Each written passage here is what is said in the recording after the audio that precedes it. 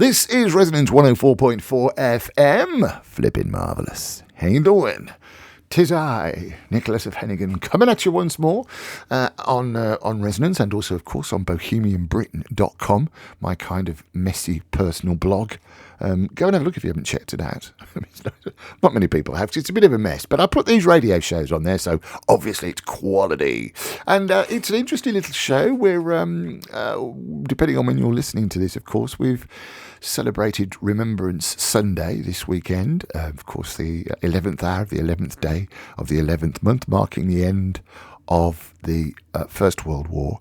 And I've got a bit of a smorgasbord for you this time. We're going to be looking at some poetry and music from the First World War, but then we're going to end slightly more positively with some news about Christmas. Ho, ho, ho, ho. What? Yes, Saint Nick. Yes, my version, I wrote a version and directed a version of Charles Dickens' A Christmas Carol. And if you're in the UK, go and have a look at thechristmascarol.co.uk, because we'll be coming to a venue near you very soon. When I say we'll be coming to you, I mean I wrote it, or adapted it, and I directed it, but actually it's performed by the legendary Guy Masterson. Oh, he's a massive man. No, his reputation, I mean. Yes. Is he own nephew to Richard Burton? Don't know. Anyway, he's made a brilliant living out of doing solo shows, and I've known him for a while through doing the London Literary Pub Crawl and at Edinburgh, and his company, Theatre Tours International, have presented some of my other plays. They've put on some of my other plays in the past. So good old boy. Yes, it's done rather well critically. It's also played in Europe. It played off Broadway as well, and it's playing the entire United Kingdom over the next sort of few weeks. So if you're listening to this in November 2025, which is where we are at the moment, then as I say, do go and have a look at www.thechristmascarol.co.uk. I think that's right, is it? I'll double check. thechristmascarol.co.uk. There's a bit about me, a bit about Guy, and a bit about Robbie Williams. Not that Robbie Williams, our Robbie Williams, who wrote the music and in fact has written the music for all of my productions since about 1992. Oh, and by the way, if you're around next year, my version of Shakespeare's Henry V, called Henry V, Lion of England, is also going to be touring the UK. Watch this space. Well, it's writers, isn't it? It's literary London. So I'm allowed to talk about writing projects. I was having a look at the Edinburgh Fringe. The Edinburgh Festival have announced the dates. Booking for Edinburgh opens in January, which is kind of frightening. If you've ever done the Edinburgh Festival Fringe, it's the biggest open arts festival in the world. And I've been going there for a while. And of course, I mean, actually 1992 was the first time I went to the Edinburgh Festival. The management company from Jasper Carrott and Phil Cool and that lot, they all picked us up a one-night show I did in Birmingham, Britain's second city. And, it took us to the Edinburgh Festival. Kind of ruined my life, really, because I saw that there was access to theatre happening all over the place in Edinburgh. Everywhere becomes a space. And I thought, why aren't we doing that in Birmingham, Britain's second city? So, sorry, Manchester. No, I'll give you capital of the North, Manchester. But yeah, Britain's second city is Birmingham. So yes, Henry V, Lion of England, we're touring in the autumn. A Christmas Carol, it's called A Christmas Carol, is out and about from, in fact, last night, I believe, was the first production. I'm not sure where we were. I should have checked it now before I mentioned it. But anyway, we were in England. And so if you'd like to know any more, have a look at thechristmascarol.co.uk. And of course, don't forget, if you've got an event happening in London or anywhere else, really, around the world, with bohemianbritain.com, just let me know. radio@mavericktheatre.co.uk, radio@mavericktheatre.co.uk. But I've got my own personal email now, which is Nick, Nick, at bohemianbritain.com. Yeah, Bohemian Britain is one word. Nick at bohemianbritain.com. So do get in touch if you've got anything happening. But back to Remembrance Sunday. I'm always I think the older I've got, the more these things have mattered. My father was actually in the Second World War. He lied about his age. He was in the parachute regiment. He was in 2 para. They dropped at Nijmegen, Arnhem, a bridge too far and all that. And I was always struck as a smaller boy how he would never really talk about it. And it wasn't until I became a larger boy that I realised, of course, if you're an ex-soldier, and I'm talking about Dad in the Second World War, but any ex-soldier, any ex-military personnel, why would you want to share possibly the most gruesome time in your life with your beloved family? So he told me very little. I did eventually find out quite a bit about him because he would talk to a mate of mine, Glenn, yeah, all right, Glenn, busting Glenn from Birmingham, Britain's second city, and he told Glenn quite a lot about it. And I'm always quite moved. I think, I guess it's because, the world is still a dangerous place, isn't it? Let's be honest. But the quote, I think, lest we forget, is very appropriate. And so for the next few minutes, half an hour, 20 minutes, I'm going to share with you some of the songs, sights and sounds of Britain and the world at war, lest we forget.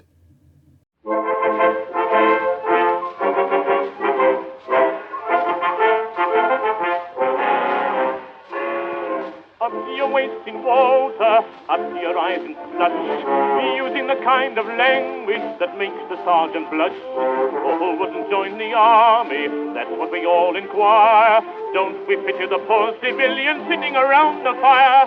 Oh, oh, oh, it's a lovely war. It's a lovely war. Wouldn't be a soldier, eh? Oh, it's a shame to take the pain. As soon as Reveille is gone, we feel just as heavy as lead. But we never get up to the sergeant brings the breakfast up to bed. Oh, oh, oh, it's a lovely war. Oh, what do we want with eggs and ham when we got plum and apple jam?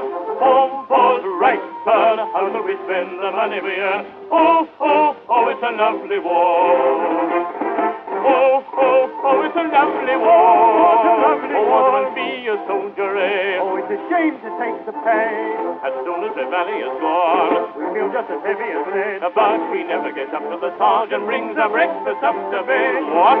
Oh, oh, oh, it's a lovely war. It's a lovely war. What do we want with eggs and ham when we got plum and apple jam? Home for us, retard, when we spend the money we earn. Oh, oh, oh, it's a lovely war.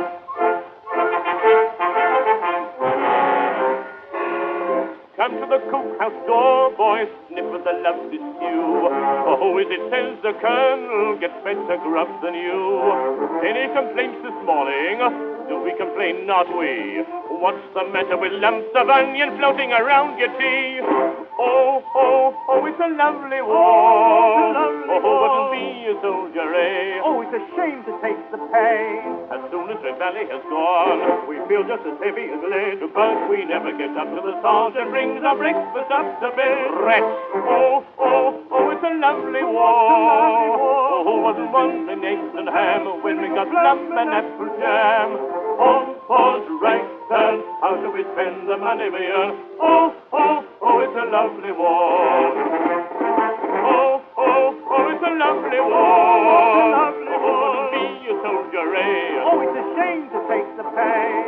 As soon as Reveille has gone, we feel just as heavy as lead. But we never get up till the sergeant brings our breakfast up to bed. Oh, oh, oh, it's a lovely war. Oh, we want with eggs and ham when we got plum and apple jam. Come for us, retard, how can we spend the money we earn? Oh, oh, oh, it's a lovely war. Strange Meeting by Wilfred Owen. It seemed that out of battle I escaped, down some profound dull tunnel, long since scooped through granites which titanic wars had groined. Yet also encumbering sleepers groaned, too fast in thought or death to be bestirred. Then, as I probed them, one sprang up and stared with piteous recognition in fixed eyes, lifting distressful hands as if to bless. And by his smile I knew that sullen hall. By his dead smile I knew we stood in hell. With 1,000 pains that vision's face was grained, yet no blood reached there from the upper ground, and no guns thumped, or down the flues made moan. Strange friend, I said, here is no cause to mourn. None, said the other, save the undone years, the hopelessness. Whatever hope is yours was my life also. I went hunting, wild after the wildest beauty in the world, which lies not calm in eyes or braided hair, but mocks the steady running of the hour, and if it grieves, grieves richlier than here. For of my glee might many men have laughed, and of my weeping something had been left, which must die now. I mean the truth untold, the pity of war, the pity war distilled. Now men will go content with what we spoiled, or discontent, boil bloody and be spilled. They will be swift with the swiftness of the tigress. None will break ranks, through nations trek from progress. Courage was mine, and I had mystery. Wisdom was mine, and I had mastery. To miss the march of this retreating world into vain citadels that are not walled. Then, when much blood had clogged their chariot wheels, I would go up and wash them from sweet wells, even with truths that lie too deep for taint. I would have poured my spirit without stint, but not through wounds, not on the cess of war. Foreheads of men have bled where no wounds were. I am the enemy you killed, my friend. I knew you in this dark, for so you frowned yesterday through me as you jabbed and killed. I parried, but my hands were loath and cold. Let us sleep now.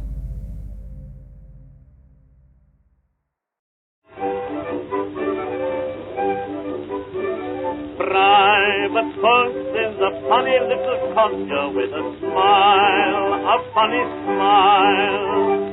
5 feet none, he's an awful little dodger with a smile, a sunny smile. Flushed or broke, he'll have his little joke. He can't be suppressed.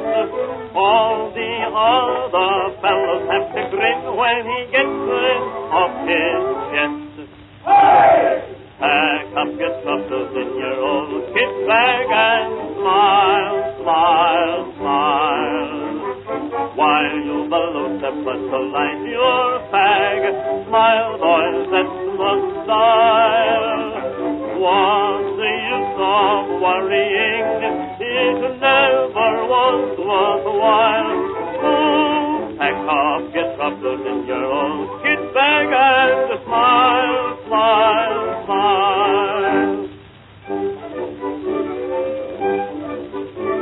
Private Buck went a-marching into Flanders with his smile, his sunny smile.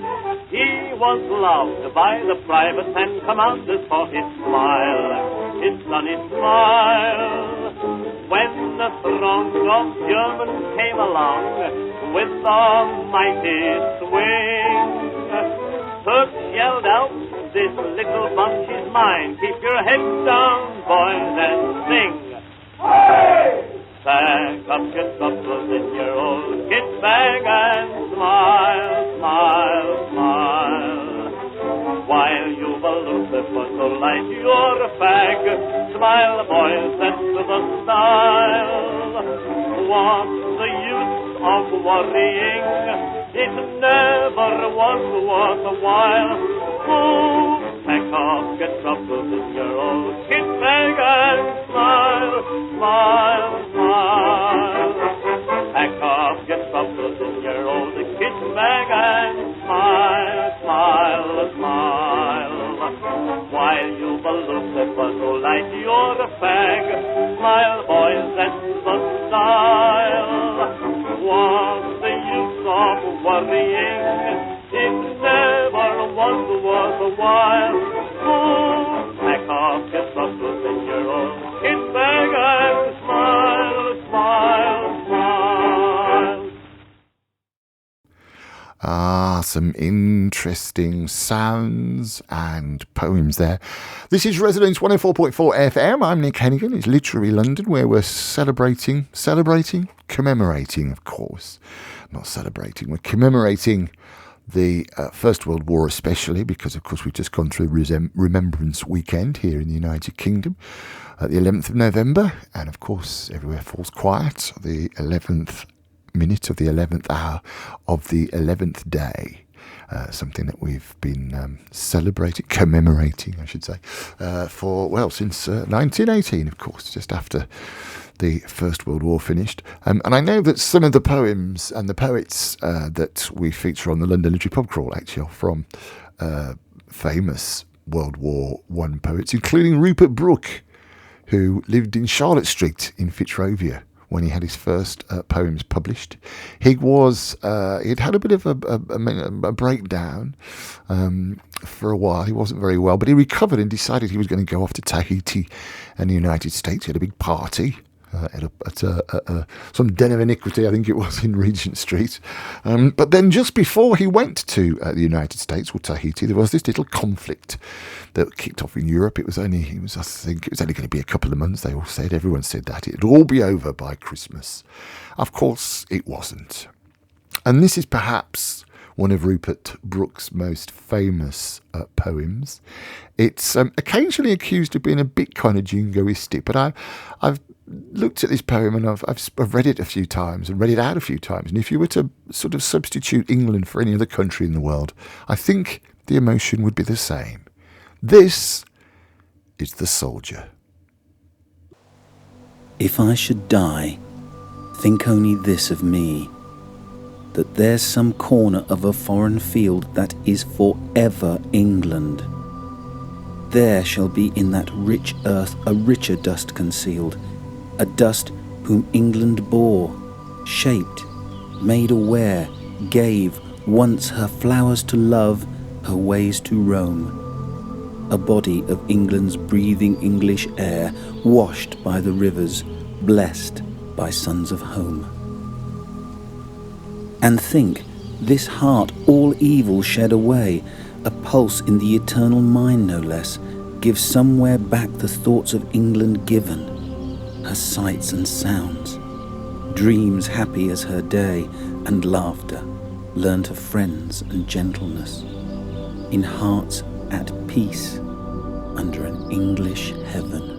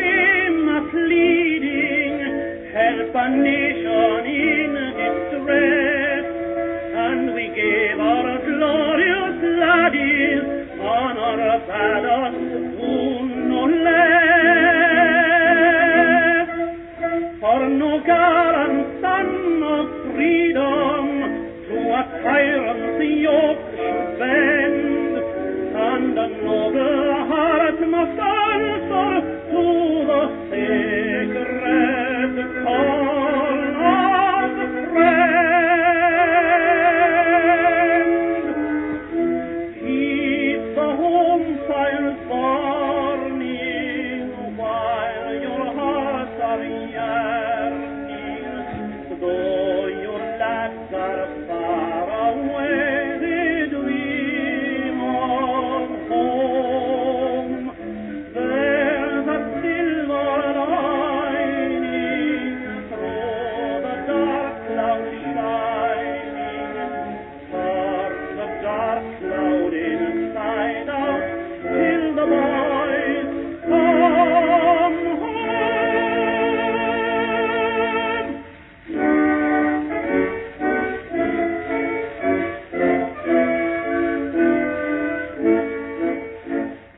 The Sentry by Wilfred Owen.